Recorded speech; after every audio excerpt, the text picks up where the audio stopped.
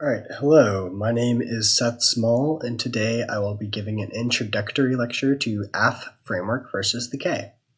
For some context, I did public forum debate for 3 years at Churchill High School, and now I do policy debate there. Okay. So the main purpose of this lecture is to be an introductory lecture for novices, and I think the best thing to understand about framework when you're a novice is what is framework definitionally and what is the utility of framework in a K debate.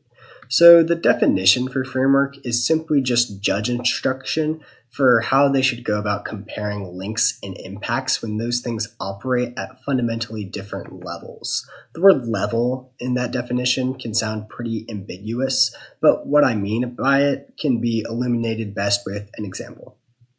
So for example, how would a judge go about evaluating and comparing offense about a US-Russia war versus offense about colonial or racist ways in which we have learned to understand how the world operates, or instances of anti-Black violence? Framework tries to answer that question by setting out a model of debate and then giving reasons to prefer, much like a theory argument would.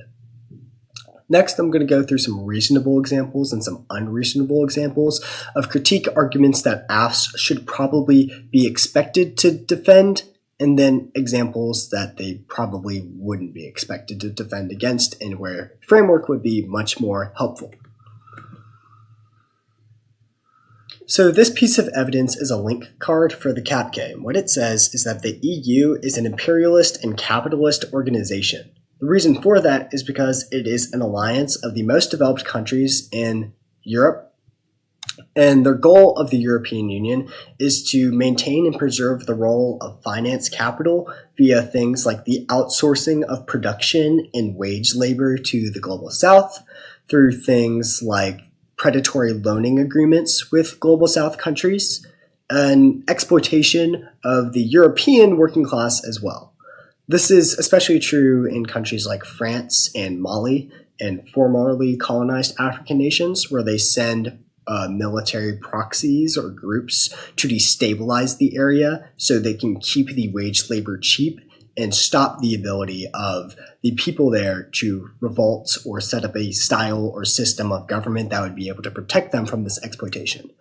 If you're reading an affirmative that is about how the UK rejoining the EU would be a good thing because it unifies them via the single market agreement or through the European Free Trade Agreement, etc., then one of the core justifications or assumptions of that 1AC is that capitalism, economic growth, and productivity are good things and that we should strive to maximize them. So it is probably both predictable and reasonable for you to be ready to answer a critique of capitalism. But for a little bit of a less reasonable example, we have this piece of evidence. No diss to Cruz, love you man, but it is not an intrinsic or core justification for the affirmative to know how to defend themselves against critiques of chronocracy. What this piece of evidence basically says is that the affirmative has idealized a world in which there is a future that is perfect, but that perfect future relies on the elimination of migrant life. Now, is that entirely true in the context of your affirmative? Probably not. How this link argument will play out through this debate will probably sound more like they did the government. They did a fiat. That's bad. Vote negative. Another example of this, which is pretty similar, would be the negative reading 4 minutes of the government has been historically black or anti-black and very racist to black people and dispossessive towards indigenous people. And so the AF should lose because they use the government. Obviously, the affirmative that you have read in this debate is not something that was intrinsically necessary or the cornerstone of that project of dispossession or anti-blackness, which means that you probably shouldn't lose for using the government because you didn't cause those things. That's why framework comes in, which is something that we'll talk a little bit more how framework answers those things when I talk about interpretations, but that's the gist of why we use framework in K-debates. So on that note of interpretations, here is what an interpretation would look like in a lot of K-debates. But the definition for an interpretation is simply a model of debate that you would be hoping, like a model of debate that the judge would be voting for if you've persuaded them that it is the most preferable model of debate. So this interpretation has three main important parts, and I have color-coded them to make it easier to understand. The blue part of this interpretation ensures that you get to leverage the full weight of your affirmative against any negative criticism. So with the example on the last slide, if you have won that your interpretation should be the way in which this debate and all future debates should be adjudicated, then you get to utilize your extinction impacts from your growth affirmative against those violent enactments of chronocracy. And as long as extinction outweighs those things, it would be a logical conclusion for the judge to vote F. The green highlighting of this interpretation holds that links have to demonstrate that the affirmative has done something that is uniquely bad. They cannot simply be complicit with a structure that exists in the status quo. Rather, your link must demonstrate that voting F would do something that is either A, net worse than the status quo, or net worse than a world under which an alternative thing is done, which is what the K alt is. That part of the interpretation is necessary to ban out what is known a link of omission, which simply holds that the app has not done X, which is problematic. Instead, this part of the interpretation forces link arguments to be the app has done X, which is bad because Y. The third part of this interpretation, highlighted in yellow, says that links can only be to the plan. What is meant by the plan, or in the context of public forum, the resolution, is that it has to be to a mandate and or an effect or consequence of the plan. That means they cannot get critique links off of the way in which the 1AC has been represented or the language used in any one of your particular solvency advocates. So they don't get to compete off of your utilization of the word the is ableist for whatever reason they could find on the 52nd page of Google Scholar.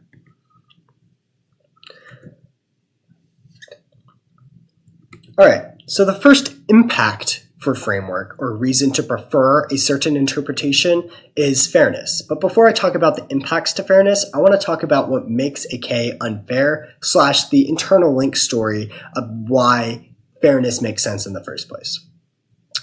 So without every part of the interpretation that I listed out on the last slide, the critique's win condition becomes extremely easy to execute and unfair for the affirmative because they could win by cherry picking any small part of the 1AC. They could say, or weigh, I guess, the violence caused by a structure that the AF isn't entirely responsible for against the affirmative, or simply say that the judge should ignore all of the plan's potential benefits because it could result in violence against certain marginalized groups. That is kind of the reason why the critique would be unfair, and by unlimiting the grounds for contestation under which the AF would have to forward defenses of their affirmative from. So not all critiques follow that route, though. Vanilla critiques like capitalism and security typically endorse a strategy under which they have presented a link argument that turns the case and also has an impact that outweighs the case alone, and then their alternative would materially solve those things. So they don't necessarily need to win an alternative framework interpretation or model of debate in order for them to solve their offense. You can still utilize framework against those critiques, however, but that's something for an intermediate level lecture, which is not the purpose of this one.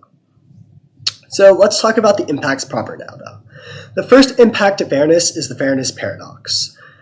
But as a side note, there are two things that I'd recommend you not do, there's one thing I would recommend you not do when explaining the fairness paradox. And though this might sound counterintuitive, you should not explain the fairness paradox by saying, fairness paradox, both sides rely on the game, vote F. Because when you just simply rehash fairness paradox and certain buzzwords that people have been saying for multiple years, judges will think that you're a sheep, you don't write your own blocks, just read off the doc that somebody else made, and people don't like that. It's annoying. It'll give you less speaks because they'll think that you kind of just read the same blocks over and over again, are unoriginal, not intuitive. And second reason why you shouldn't really be explaining it like that is that it makes it much easier for the person that you're debating against to just press Control F, type fairness paradox in their nav pane on Word to find the answer to it, and then copy and paste that into their speech doc. So rather, you should explain the fairness paradox without the buzzwords, but still explain the logic of the argument.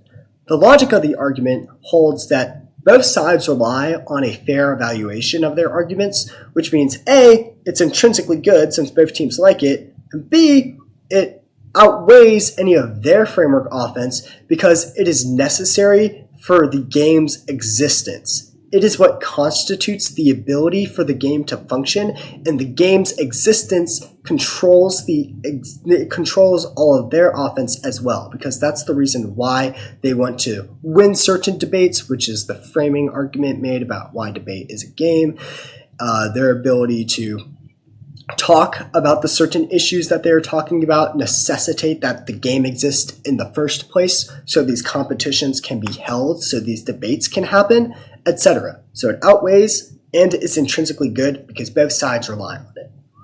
The second impact is the material implications of unfairness.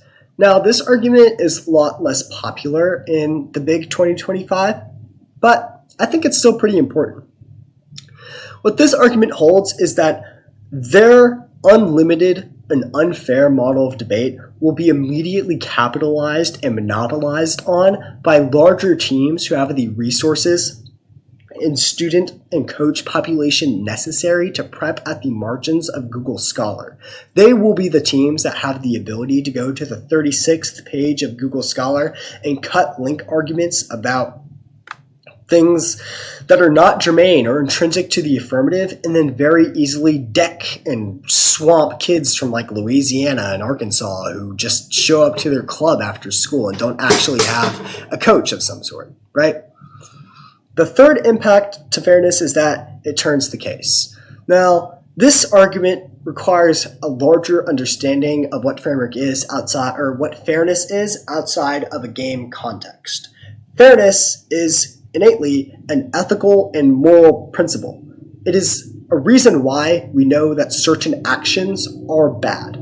For example, one reason why we know segregation in the Jim Crow era were bad is because it made it unfair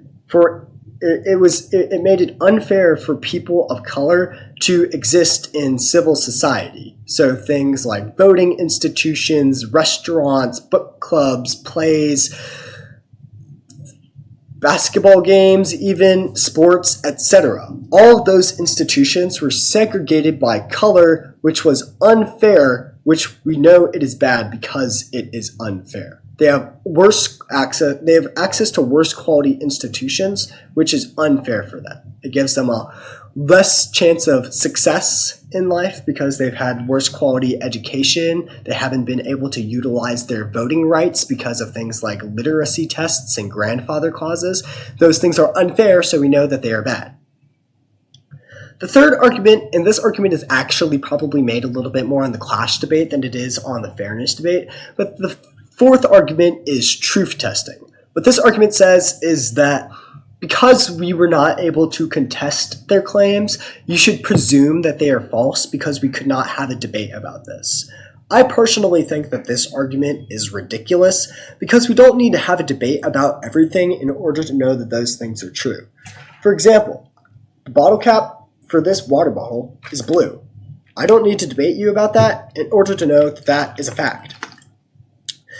Now, there is one more thing on the impact part of this that I could talk about, and that is ballot proximity. This is a fairly popular argument when it comes to framework debates, but the reason why I'm not going to talk about it that much is because this is something that kind of relies on understanding the distinction between fairness in the procedure of debating versus fairness in the procedure of evaluation, which is a more intermediary level concept, and this lecture isn't trying to play to that audience. But I will leave you with this open-ended question, and that question is, what is the distinction between fairness in evaluation and fairness during the actual ability to respond to arguments, the fairness in that debate itself?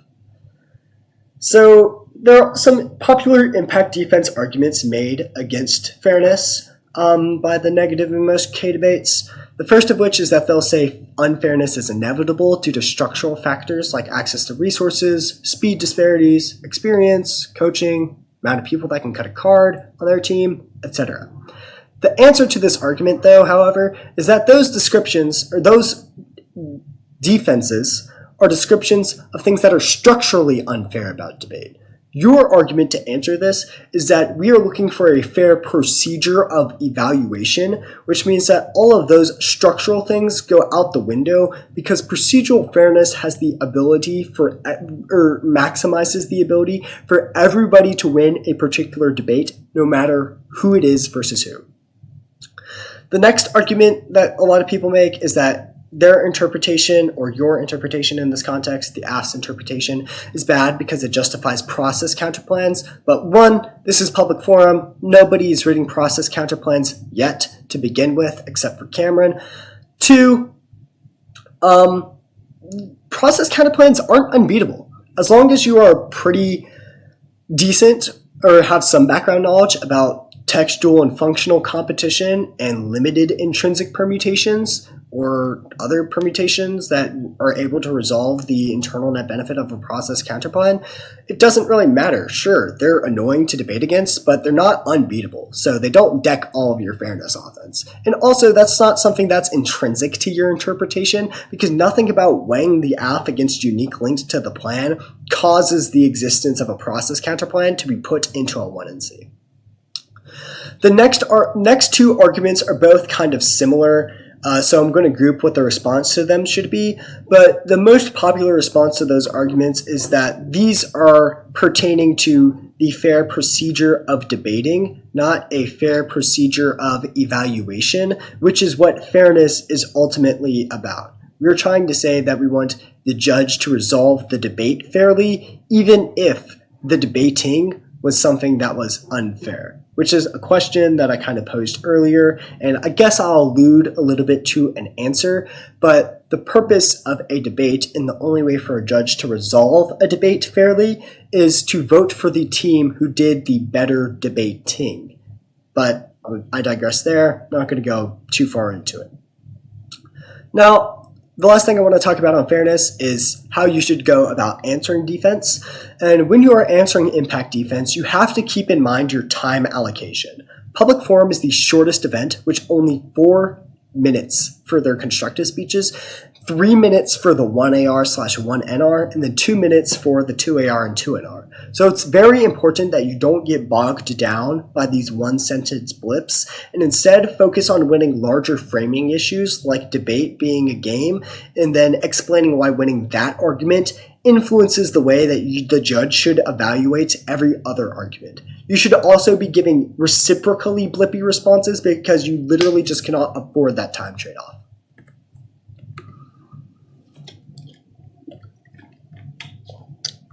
Now, a very popular answer to the fairness paradox is this argument about compartmentalization. As a reminder or review, the logic of the paradox is that all arguments require fair evaluation, so if they win that unfairness does not matter, then vote against them arbitrarily because nobody cares about fairness, or at least that's how a lot of bros, in a negative connotation, try to explain the argument. The compartmentalization argument simply says that we can prioritize fairness in certain compartments of a debate, and in most cases, they want that compartment to have fairness in evaluation, but not fairness in outcome. I personally think this argument is really confusing, but the best example to, I guess, illuminate what this argument says from my perspective is as follows. So say that there's a man that is on trial, and he isn't guilty, but he's convicted as such. As long as the prosecution never did any foul play and there was never any unfairness or bias in the trial, the procedure of the trial is still fair, even though the outcome was not. That's what the compartmentalization argument kind of is, but here's how to beat it. I think 1, the entire point of fairness is to maximize its potential, especially when you're talking about procedural fairness. So having a selective fairness can't solve your offense and is also pretty oxymoronic. And second, to recall the trial example, it's still extremely messed up that that person got convicted for something that he was not guilty for. And so if their model of debate is something that justifies false arrests and convictions, that speaks for itself on how undesirable of a model of debate that should be. So next is clash. This is the second impact to fairness, or second impact to framework, not fairness. But basically what clash is it is the intrinsic good of debate. The distinction between that and fairness is that fairness is simply intrinsically good, but clash is the reason why we debate. It's the intrinsic good because we have to defend our arguments in a debate. You cannot have a thing like a cross-examination or a 1AR in a book club, and you certainly don't have well-prepared opponents who force you to become a better advocate in other forums than debate. Clash also holds that you want your interpretation or your model of debate to have a topic's worth or a year's worth in a policy context, but in public forum, you guys swap topics pretty much every month. So a topic's worth of high quality, fresh, vibrant, and in-depth debates in order to maximize our advocacy skills. And it also internal link turns all negative framework offense, but only if you can successfully convince the judge that you know their framework arguments better than they know their framework arguments. If you can explain why having a link that is unique to the specific policy proposal that is your affirmative, then it allows the negative to create a much more nuanced version of their argument, as opposed to simply reading a link about how you have done a fiat or you have used the government, which doesn't like migrant people. So clash would be better, or a model of debate that maximizes clash would be better for everybody. Now, the way that you should execute clash debates when explaining it is you should focus on being comparative when explaining why clash makes debate over the K better than simply blurbing that clash would outweigh. For most judges, absolutism in your phraseology is unpersuasive because it disavows the nature of clash as an argument itself. The purpose of clash is to learn how to be humble and defend weaknesses in advocacies and being open to being persuaded. So when you frame it in terms of absolutism, it's almost oxymoronic. The second thing is that we have to explain it as an internal link turn, but that's best done by coupling it with defense to the negatives framework offense. When arguing that the critique will not spill over or shift our subjectivities, etc., all of these debates fall into a yes-no binary that becomes very rigid very fast, which means that you have to have the ability to split the difference when explaining the clash impact. A particularly persuasive argument made with clash, in my opinion, would be that even if they win, that debate can spill up and shape our subjectivities and change how we exist as people outside the activity. The only way we can control that is through a clashing and fair opportunity for adjudication and engagement. Because if an opponent beats us by proving something that is a lot easier to prove than the thing you would have had to have won to win the debate, then we have less incentive to internalize the lesson from that debate. We will disregard their argument as frivolous or ridiculous or silly, and instead double down, which is another buzzword that is used in quite a lot of framework debates, but it increases or magnifies the probability that we double down and treat their mode of argumentation on cheating. So focusing on the degree to which debate influences the world can help you internal link turn a lot of their subjectivity shift arguments via the internal link turn of clash.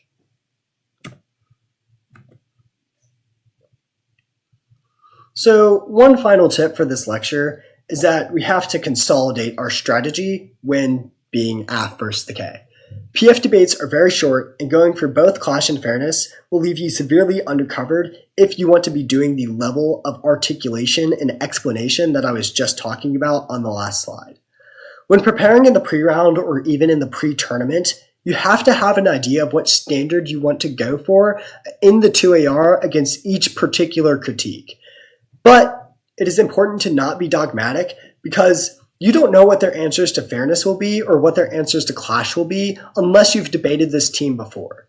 But ultimately, drill enough, do enough practice speeches and redos in front of fellow debaters or coaches to be comfortable to be going for both against any critique, but you definitely need to have a strategy in advance and be able to be reflexive and change that strategy only if necessary. And yeah, that's about it. There's my email on the slide if you have any questions, and join the CSB Discord in the link below. See ya.